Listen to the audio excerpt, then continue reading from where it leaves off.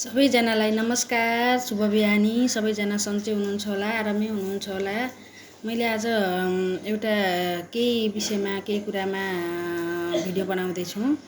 धेरैजनाले मलाई यो टिकटकको इनबक्समा आएर हजुरको नोट दिनुहोस् न, अनि कसरी पढ्नुभयो, कुन बुक पढ्नुभयो, यताउति, अनि खण्डदार पढ्नको लागि कति पास गर्नुपर्छ, कुन बुक पढ्ने, अनि त्यस पछाडि कसरी थाहा हुन्छ फर्म खुलेको, अनि त्यस पछाडि अनि फर्म कहिले खुल्छ, यताउति धेरै कुराहरू भन्नुभएको हुन्छ। कसैले त मलाई यति धेरै म्यासेज लेख्नुभएको हुन्छ कि त्यो कुनैको पढ्दाखेरि त मेरो मनै यति दुखेको हुन्छ, रोएको हुन्छ, आँसु आउनु जस्तै लेख्नुहुन्छ।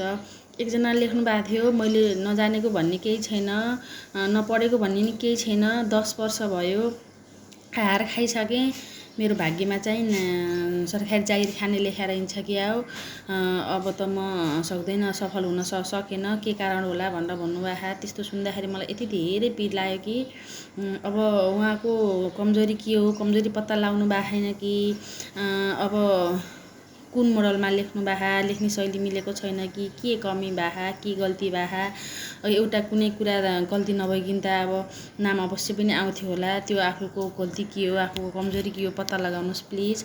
अनि धेरै जसोले मलाई भन्नुभएको हुन्छ, तपाईँको कारणले गर्दाखेरि मैले लोकसेवा पढ्ने मन उठाएको छु।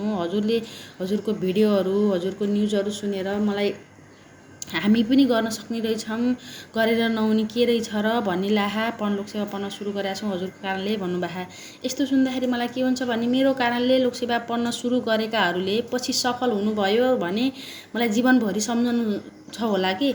किनभने यहाँले चाहिँ यस्तो नाम निकालेको देखेर म पनि लाग्या हुँ, यहाँले गर्दाखेरि म लोकसेवा पास गरेर मेरो जीवन यति राम्रो भयो, सुन्दर भयो भन्ने कुराहरू मेरो कारणले कोही धेरैजनाको जीवन उज्यालोतर्फ अघि बढ्छ, उहाँहरूको जीवन परिवर्तन हुन्छ भने म यति गर्व फिल गर्छु। आहा, म धेरैजना महिलाहरूको लागि, धेरैजना एउटा गृहिणीको लागि इन्स्पायर बनेको छु जस्तो लाग्छ।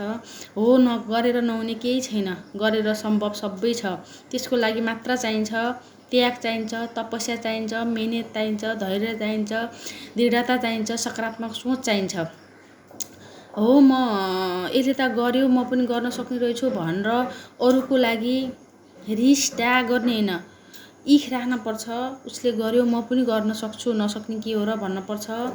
यसको लागि धेरै कुराहरू त्याग्न पनि पर्छ लोकसेवा पढ्नको लागि। अहिले मोबाइलले धेरै मान्छेलाई बिगारे। मैले जुन भिडियोमा पनि भन्छु मोबाइल त्याग्नुहोस् भन्छु।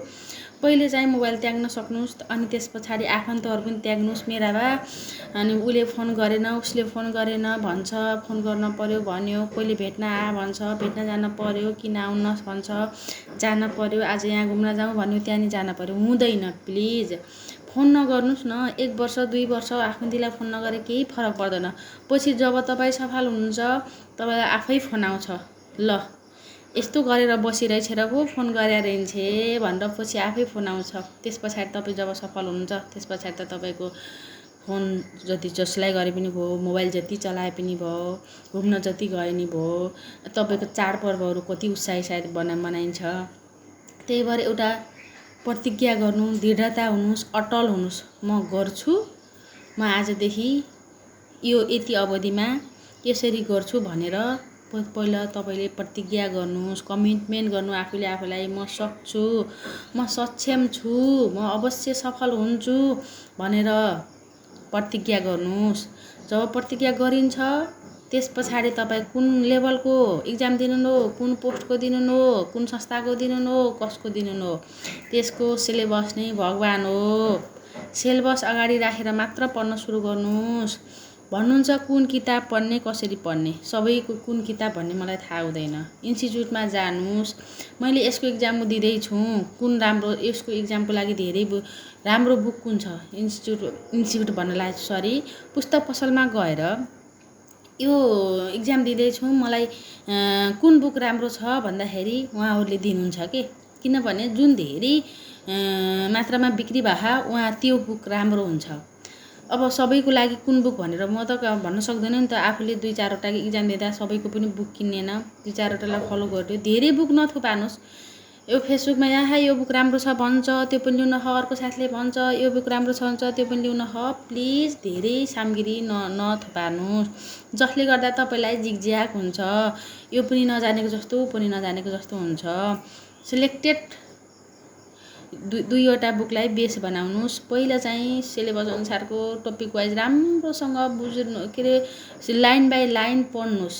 सुरुमै म नोट गराइहाल्छु, म्यामले नोट गराएर पढ्नु भएको रहेछ, भिडियो देखाएको थिएँ नभन्नु। सुरुमा तपाईँले टपिक वाइज बुझ्ने कोसिस गर्नुहोस्। त्यो बुझ्नको लागि तपाईँ युट्युबमा गएर सुन्नुहोस्, भिडियोहरू धेरै कुराहरूको छन्। त्यही कुरा भनेको के हो मैले बुझेन भनेर गुगललाई सोध्नुहोस्, च्याटजिपिटीलाई सोध्नुहोस्, आफू बुझ्न कोसिस गर्नु, त्यसको मिनिङ के हो डिक्सनेरीमा थाहा पाउनुहोस्। ओडहरूमा फेमराइज भए पछाडि जस्तो कुरा पनि लेख्न सकिन्छ। ओडमै बुझ्या छैन, त्यसले भन्न खोजेको के हो नबुझिकन नपढ्नुहोस्। जब तपाईँ एकचोटि राम्रोसँग बुझेर सरसरी एउटा बुकहरू सक्नुहुन्छ अनि मात्र बल्ल अर्को बुकसँग कम्पेयर गरेर नोट बनाउन सुरु गर्नुहोस्। जब तपाईँ नोट बनाउँदा सबै नसार्नुहोस्। नोट बनाउँदाखेरि सिलेक्टेड, आफूलाई यो मलाई सजिलो छ, यो म बुझ्छु, यही कुरा म इक्जाममा लेख्छु भन्ने तरिकाले आफ्नो राम्रो डिफिनेसन बनाउनु। डिफिनेसन पनि 2वटा भन्दा बढी नबनाउनुहोस्। त्यही डिफिनेसनहरू जुन इक्जाम दिन हो त्यसैमा फलो गर्नुहोस्। घरदारको त्यही कुरा लेख्नु, सुब्बाकोमा त्यही कुरा लेख्नु, सङ्घर्ष संस्था दिनुहुन्छ त्यही कुरा लेख्नु, जुनमा पनि त्यही कुरा। तपाईँले त हाम्रो बानी एउटा नराम्रो के छ भने जुन बुक किन्यौँ त्यसैमा भयो डिफिनेसन पढिदिउँ। त्यो पहिला पढेको के काम भयो, जिगज्याग हुन्छ। प्लिज त्यस्तो नगरौँ। अरू कुराहरूको पनि म भिडियो बनाउँछु। लास्टसम्म सुन्नुभएकोमा धन्यवाद।